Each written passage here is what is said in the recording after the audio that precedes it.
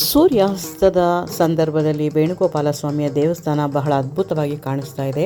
ಈಗ ನಮ್ಮ ಎದುರುಗಡೆ KRSನ ಒಂದು ಹಿನ್ನೀರಿನ ಒಂದು ನೋಟವನ್ನು ನೋಡ್ಬೋದು. ಎಲ್ಲ ಕಡೆ ಹರಡಿಕೊಂಡಿರುವಂತಹ ಹಿನ್ನೀರು. KRS ಹಿನ್ನೀರಿನಲ್ಲಿರುವ ಶ್ರೀ ವೇಣುಗೋಪಾಲ ಸ್ವಾಮಿ ದೇವಾಲಯ 12ನೇ ಶತಮಾನದಲ್ಲಿ ಹೊಯ್ಸಳರ ಕಾಲದಲ್ಲಿ ನಿರ್ಮಿಸಲಾದ ಈ ದೇವಾಲಯ 1930ರಲ್ಲಿ KRS ಅಣೆಕಟ್ಟು ನಿರ್ಮಾಣದಿಂದಾಗಿ ಮುಳುಗಡೆಯಾಯಿತು. ಸುಮಾರು 70 ವರ್ಷಗಳ ಕಾಲ ನೀರಿನಲ್ಲಿ ಮುಳುಗಿದ್ದ ಈ ದೇವಾಲಯವು ಬರಗಾಲದ ಸಂದರ್ಭದಲ್ಲಿ ಮಾತ್ರ ಕಾಣಿಸಿಕೊಳ್ಳುತ್ತಿತ್ತು. ಕೊಡೆಸ್ ಫೌಂಡೇಶನ್ ವತಿಯಿಂದ ದೇವಾಲಯವನ್ನು ಕಲ್ಲಾಗಿ ಬಿಡಿಸಿ ಪುನಃ ಎತ್ತರದ ಜಾಗದಲ್ಲಿ ನಿರ್ಮಿಸಲಾಯಿತು. ಇದನ್ನು ಹೊಸ ಕನ್ನಂಬಾಡಿ ಗ್ರಾಮದಲ್ಲಿ ಮರುಸ್ಥಾಪನೆ ಮಾಡಲಾಗಿದೆ.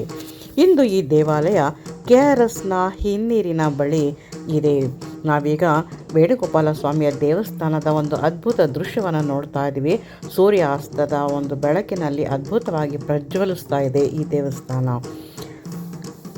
ಪ್ರವಾಸಿಗರಿಗೆ ಅತ್ಯುತ್ತಮ ತಾಣವಾಗಿದೆ ಮತ್ತು ಧಾರ್ಮಿಕ ಕ್ಷೇತ್ರವೂ ಸಹ ಆಗಿದೆ. ಸುತ್ತಲೂ ಹರಡಿಕೊಂಡಿರುವಂತಹ ಸಮುದ್ರದೋಪಾದಿಯ ಹಿನ್ನೀರು ಮತ್ತು ಮಂಟಪಗಳು, ಹೂದೋಟ, ಸೂರ್ಯಾಸ್ತ, ಪ್ರಕೃತಿಯ ಮಳಿನಲ್ಲಿ ಇರುವಂತಹ ದೇವಸ್ಥಾನ ಇವೆಲ್ಲ ನಮ್ಮ ಕಣ್ಣನ್ನು ಕೋರೈಸ್ತದೆ. ಎದುರುಗಡೆ ಇರುವಂತಹ ಕಲ್ಲಿನ ಒಂದು ರಥ, ಅದರ ಒಂದು ಶಿಲ್ಪಕಲೆಯಿಂದ ಕೂಡಿ ನಮ್ಮ ಮನಸ್ಸನ್ನು ಸೆಳೀತಾ ಇದೆ. ಅಷ್ಟು ಅದ್ಭುತವಾದಂಥ ಒಂದು ಕಲಾಕೃತಿ. ದೇವಾಲಯದ ಒಳಗೆ ನಾವು ಫೋಟೋ ತೆಗೆಯೋ ಹಾಗಿಲ್ಲ. ಹೊರಗಡೆಯಿಂದ ಮಾತ್ರ ದೇವಸ್ಥಾನದ ಒಂದು ಸೌಂದರ್ಯವನ್ನು, ಆ ವೈಶಾಲತೆಯನ್ನು, ಸುತ್ತಲೂ KRSನ ಹಿನ್ನೀರಿನ ಒಂದು ದೃಶ್ಯ ಇವೆಲ್ಲವನ್ನು ಕೂಡ ನೋಡಿ ಆನಂದಿಸಬಹುದು. ಈ ಒಂದು ವಿಡಿಯೋ ನಿಮಗೆ ಮೆಚ್ಚುಗೆ ಆದರೆ ಲೈಕ್ ಮಾಡಿ, ಸಬ್ಸ್ಕ್ರೈಬ್ ಮಾಡಿ, ಮತ್ತು ಸಾಧ್ಯವಾದರೆ ನೀವು ಸಹ ಒಮ್ಮೆ ಈ ದೇವಸ್ಥಾನಕ್ಕೆ ಭೇಟಿಯನ್ನು ಕೊಡಿ. ಅಷ್ಟು ಅದ್ಭುತವಾದಂತಹ ಒಂದು ದೇವಾಲಯ.